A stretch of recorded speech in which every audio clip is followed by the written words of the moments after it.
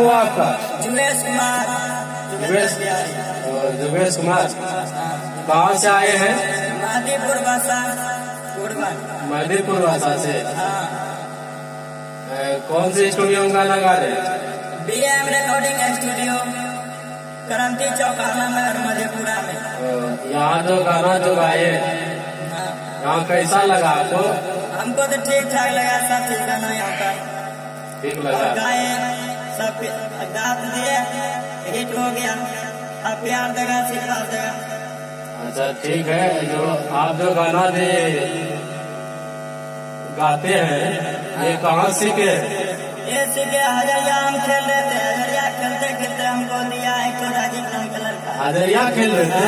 हजरिया हम खेलते हैं घर पर, जो ताश वाला, वही खेलते हैं घर पर।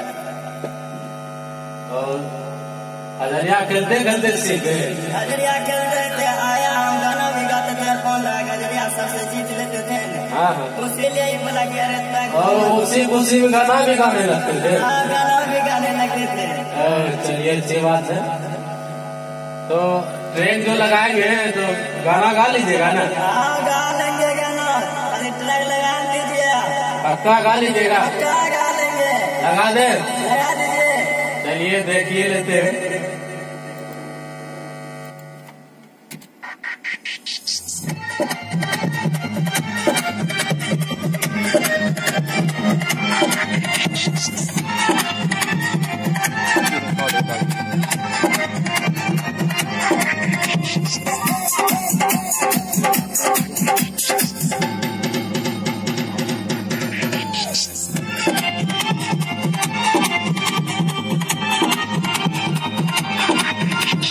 Music by DJ Umesh, Shukipur Bazaar.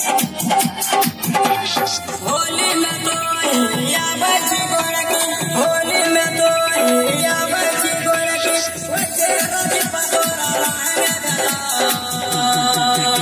लगे कि होली में गोरकी, कि गाल दोनों रहेंगे जलो, कि होली में गोरकी, कि गाल दोनों रहेंगे जलो, गाल दोनों रहेंगे जलो।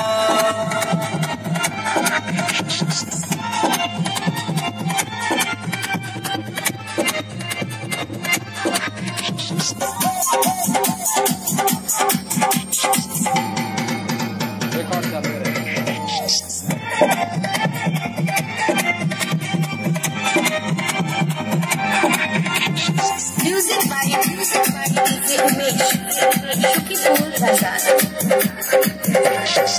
रोज रोज आया बैठी गोरकी, सूट सलवार में, रोज तोरा रंग दोगे गोरकी तोरा गाल में।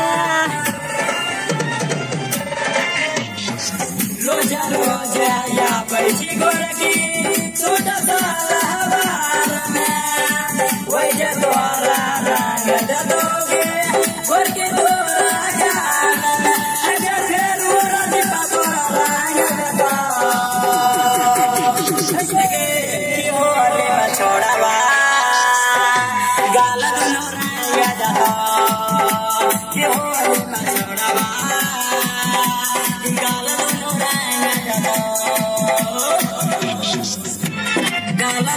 रंग दो,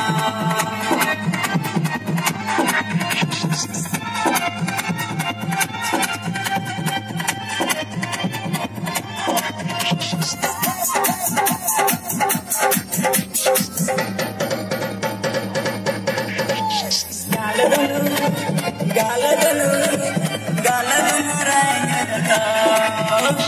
Music by DJ Umesh, Shukipur Bazaar. पटक पटक याद दो, बस अपना साथ में, घोड़ा घोड़ा क्या कादवा दे दो, छोड़वा तोरा साथ में। पटक पटक याद दे दो, बस अपना साथ में।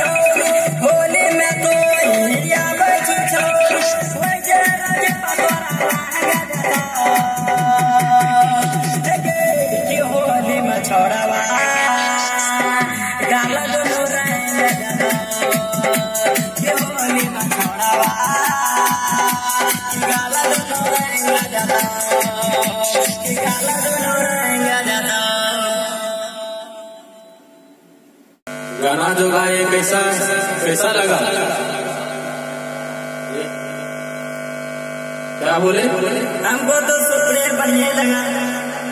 बढ़िया लगा? हाँ बढ़िया क्या? मतलब हमको ले ली बढ़िया लगा, दूसरा भी लेनी चाहिए, उससे भी बढ़िया लग जाएगा तो हमको ठीक ठाक देगा।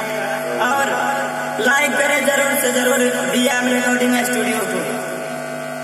चलिए भैया हमारे BM रिकॉर्डिंग स्टूडियो को सब्सक्राइब करें और बेल आइकन को जरूर दबाएं और ज्यादा से ज्यादा शेयर करें। इससे हम सबको बहुत खुशी मिलेगी।